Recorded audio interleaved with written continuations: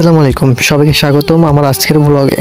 আজ আমি এসেছি আমার প্রিয় কিছু বন্ধুর সাথে দক্ষিণ পশ্চিম বাংলার প্রাণকেন্দ্র যশোর শহরে।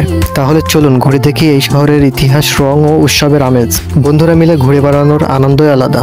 আমরা সকালে পৌঁছে যশোর শহরের প্রাণকেন্দ্র নিউ মার্কেট থেকে শুরু করেছি আমাদের যাত্রা। আমরা এরপর গিয়েছিলাম সেই যশোর জেলার এবং যশোর শহরের বিখ্যাত লালকোটের ওখানে।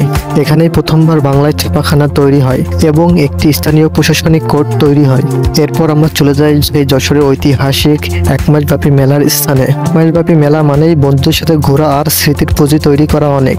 আর এই মেলায় বিভিন্ন ধরনের স্টল এবং বিভিন্ন ধরনের খাবার আর হাজারো মানুষের ভিড়, সব মিলিয়ে দারুণ অভিজ্ঞতা ছিল যশোর শহরের এই মেলায়।